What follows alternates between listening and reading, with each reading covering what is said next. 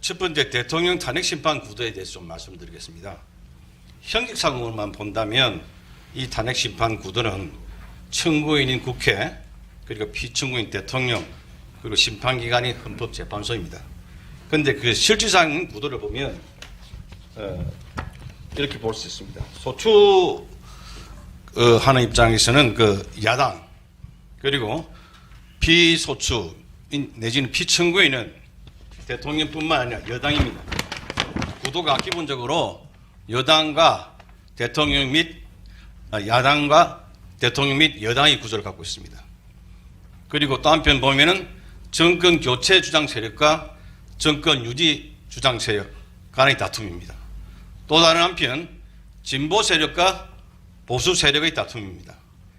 그러면서 체제 변화 추구 세력과 체제 유지 추구 세력입니다. 대통령 입장에서 보면 반국가 종북 세력과 체제 수호와 국법 질서 유지 세력입니다. 그리고 또 대통령 입장에서 보면 국군 문란 세력과 국군 문란 방지 세력입니다. 국민은 이 처절한 싸움을 지켜보는 관중인 동시에 실제적인 심판관입니다. 재판정은 폐쇄된 조그만 법정이 아니라 온 국민에게 공개된 경기장입니다. 온 국민이 공개된 경기를 지켜보고 있습니다. 그러한 바 피청구인 및 대리인은 그에 맞추어 변론하고 싸울 것입니다. 대통령 탄핵 심판은 단순히 국회와 대통령 개인 간의 문제가 아닙니다. 그 절차는 헌법재판소가 단순히 심판하는 심판 절차, 판결 절차에 불과한 것이 아닙니다. 집단과 집단의 대결의 장이고 온 국민이 참여하는 체제, 가치, 이념, 투쟁의 장입니다. 전쟁의 장이라고 할 것입니다. 나라의 존망과 구원이 달려있는 결전의 장인 것입니다. 따라서 신속을 앞세워 졸속으로 결론을 내려고 해서는 절대 안 됩니다. 신중하고도 엄중하게 절차가 진행되어야 합니다. 그 결론으로 인한 반발을 최소화시켜야 합니다. 그 결론은 국론 분열로 이끄는 것이 아니라 국론 통합, 상방수용의 결과를 가져오는 것이어야 합니다. 바로 그런데 헌재 재판관들께서는 대통령 탄핵 심판의 형식상 구도가 아닌 실질상의 구도를 참작하셔가지고 신중하고도 공정하게 심판 절차를 진행하여 주시기 바랍니다. 절대 한쪽으로 치우쳐서 편향되게 심판 절차를 이끌고 결론을 내려고 해서는 안 됩니다. 막중한 사명감을 가지시고 대한민국과 국민을 위해 공정하고도 현명하게 대처해 주시기를 바랍니다. 둘째, 이번 탄핵 소추는 국회가 하나가 되어 소추한 것이 아니라 야당이 여당을 적극 배제하고서 소추한 것임을 강조합니다. 말하자면 이번 소추는 반쪽 소추에 불과합니다. 그러므로 소추 자체가 정당성을 반밖에 갖고 있지 않습니다. 달리 말하면 부당성을 반이나 갖고 있습니다. 셋째, 이 사건 탄핵 소추는 급속하게 이루어졌습니다. 계엄 해제 당일인 작년 12월 4일 바로 탄핵 소추 어안이 접수되었습니다. 졸속으로 제기된 것입니다. 대통령을 탄핵하겠다는 것인데 심도 있는 논의와 검토 없이 바로 접수되었습니다. 소추 내용도 아주 빈약합니다. 비정상적으로 제기된 것으로 그 졸속이 2차 접수에 그대로 연결되었습니다. 졸속한 소추라는 하자는 심판 절차에서 반드시 충분히 보완되어야 합니다. 졸속 소추에 이은 졸속 심판, 이는 절대 용납할 수 없는 사항입니다. 반드시 충분한 시간을 갖고 심리해야 함을 강조하는 바입니다.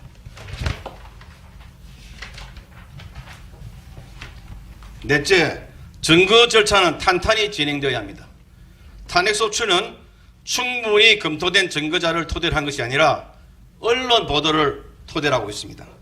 이러한 허점을 배격하고 탄탄한 증거로 보완해야 합니다. 많은 증거 자료 제시와 다수의 증인신문이 진행되어야 합니다. 전문 증거로 심리가 진행되어서는 안 됩니다. 다섯 번째, 피청구인 측에서는 탄핵 소추 사유 못지않게 계엄에 이르게 된 배경, 이유 등에 대해 심도 있는 주장 및 입증을 할 것입니다. 그러므로 그에 대하여 많은 시간 배정이 있어야 할 것입니다.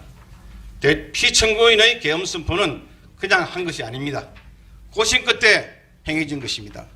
대통령이 계엄 선포를 하게 된 상황에 대하여 충분히 논의되어야 하고 계엄을 유발한 사람들에 대한 책임 문제도 마땅히 논의되어야 합니다. 그래야 이 사건 탄핵 심판에 대하여 올바른 시각을 가질 수 있습니다. 여섯 번째, 탄핵 심판은 헌법재판소법상 형사 절차가 준용되도록 명시되어 있습니다. 이 사건 탄핵 심판은 대통령이 위헌密법을 했다는 행위를 했다는 이유로 진행되고 있는 바, 탄핵 심판 절차가 법에 위배되어 진행된다는 것은 있을 수 없는 일이라 할 것입니다. 당연히 헌법과 헌법재판소법에 따라 진행되어야 합니다. 탄핵 절차 중에서 대통령에 대한 탄핵 절차는 신중을 기할 것이 요구됩니다. 국민이 뽑은 대통령을 파면하겠다는 것인데 졸속 진행은 절대 불가합니다. 더구나 탄핵 절차는 단심제입니다. 한 번으로 끝나는 것입니다. 그러므로 당연히 신속보다는 신중과 공정이 요구됩니다. 일곱 번째, 탄핵 심판은 형사 절차가 준용되는 바 당사자인 청구인과 피청구인이 적극 심판 절차에 관여하여야 합니다. 주도권이 당사자에게 있어야 합니다. 재판관들께서는 청구인 편도 피청구인 편도 아닙니다. 중립을 지키면서 차분히 절차를 진행해 주시기 바랍니다. 당사자인 청구인과 피청구인에게 충분히 주장하고 입증할 수 있도록 많은 시간을 할애해 주시기 바랍니다. 여덟 번째, 헌법재판소법 제48조는 심판기간에 관하여 규정하고 있습니다. 심판사건을 접수한 날로부터 180일 이내에 종국 결정을 선고를 해야 한다고 규정하고 있습니다. 180일이라는 심판기간은 가이드라인이라 할 것입니다. 심판이 지나치게 오래 끌어서도 안 되겠지만 지나치게 졸속으로 끝났어도 안 된다고 규정하고 있는 것입니다. 충분한 심리를 원하는 당사자에게는 180일이라는 기간은 보장되어야 합니다. 180일 규정을 현시 규정으로 본다면 180일은 최소한의 보장기간이라 할 것입니다. 피청구인이 대통령 입장에서는 이 180일이라는 기간의 보장은 절대 양보할 수 없는 것입니다. 이건 탄핵은 대통령 개인에 대한 것이 아니라 이 나라 국가 원수, 행정수반에 대한 것이고 실제적으로는 집권 여당과 대통령을 지지하는 세력에 대한 것입니다. 그러므로 이와 대척되는 지점에 위치한 사람들, 개인이든 집단이든 그 사람들 입장에 있어서 법이 부여한 180일이라는 기간이 무시, 경시되어서는 절대 안 됩니다. 재판관님들께서는 이 점 충분히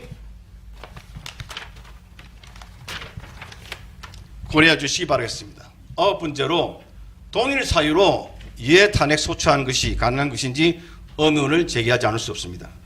탄핵 소추안 제출과 법률안 제출은 다릅니다. 탄핵은 파면으로서 탄핵 절차는 징계 절차를 할 것인데 징계를 하려고 했다가 요건을 갖추지 못하여 징계를 못한 것으로 결론이 났으면 동일 사유로 징계를 못한다고 봐야 합니다. 탄핵은 다른 한편 피청구인에 대한 실질적인 형사 처벌 절차라고 할 수 있습니다. 그렇기 때문에 처벌 못하는 것을 의결하였으면 그로써 처벌 절차는 종료되는 것으로 봐야 합니다.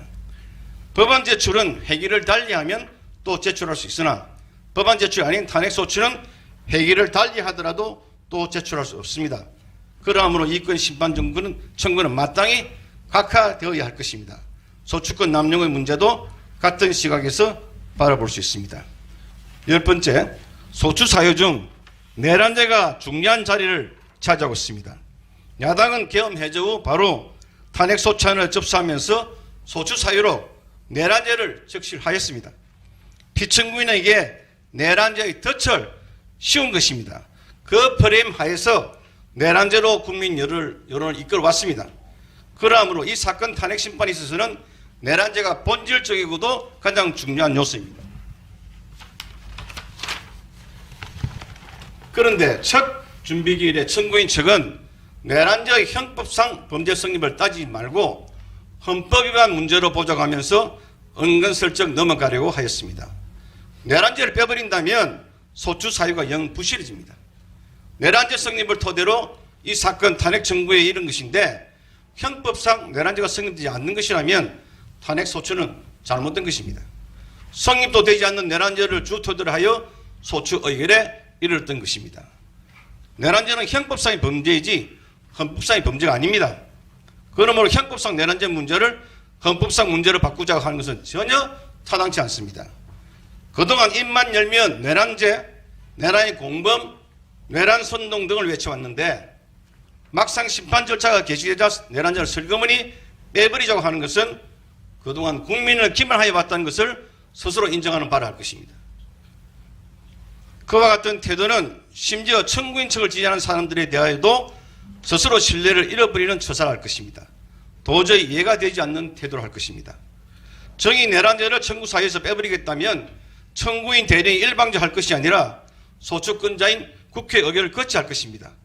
국회 의결을 거쳐 내란죄를 빼버렸다 하면 그때 가서 피청구인은 그에 대한 동의 여부를 결정하겠습니다. 지금 단계에서는 전혀 동의할 수 없습니다.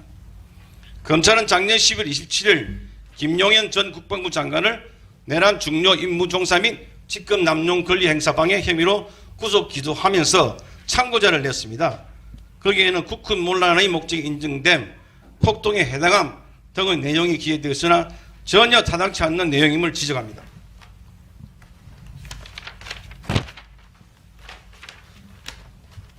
그리고 대통령이 김용현 등과 오래전부터 계엄에 관해 논의한 것으로 확인된다고 하고 있는 바 설사 그에 관한 사실관계가 인정된다고 할지라도 이는 어디까지나 계엄에 관해 논의한 것이지 내란에 대해 논의한 것이 아닌 점이라는 것도 분명히 지적합니다. 검찰은 마치 계엄 논의가 내란 논의인 듯한 태도를 취하고 있는 바 계엄과 내란은 엄연히 다른 것으로 이를 동일시하는 것은 아주 잘못된 것입니다. 오히려 이 보도 참고 자료에는 대통령이 시국이 걱정이 된다. 나라를 정상화할 방법이 없는가? 이게 나라냐? 바로 잡아야 한다. 미래 세대에 제대로 된 나라를 만들어주기 위해서는 특단의 대책이 필요하겠다. 선관위의 전산 자료를 확보해서 부정선거의 증거를 찾고 해야 한다. 넌 등의 말을 하면서 비상대권을 말하였다는 내용이 적시되어 있습니다. 위 보도 내용은 대통령이 국군 문란을 하기 위해 계엄을 발동하려고 한 것이 아니라 국군 문란 세력에 대해 국군 문란 행위를 제재하기 위해 계엄 발동을 하려고 한 것이 역력히 드러나고 있습니다. 비상계엄이 국군 문란의 목적이 아님을 야님이 위 자료에 명확하게 드러나는 것입니다. 따라서 피청구인에 대하여 내란죄가 성립될 여지가 없는 것입니다. 그러므로 청구인은 지금에 와서 이 심판 절차에서 내란죄 주장을 실질적으로 철회하려고 하고 있는 것입니다. 결론을 말씀드리겠습니다. 대통령은 대한민국의 국가원수이고 행정수반으로서 국민에 의해서 선택된 사람입니다. 대통령에 대한 부정은 이 나라 헌법 질서를 부정하는 것이고 민주주의 기본 질서를 부인하는 것입니다. 그러므로 다른 누구 아닌 대통령에 대한 탄핵 절차는 신중하고 또 신중하게 진행되어야 합니다. 현재까지의 탄핵 절차 진행은 쏠쏠이라고 할 정도로 지나치게 빨리 진행되어 왔습니다. 지금부터라도 차분히 진행되도록 함으로써 이 나라 국법 질서를 바로 세워야 할 것입니다. 네, 이상입니다.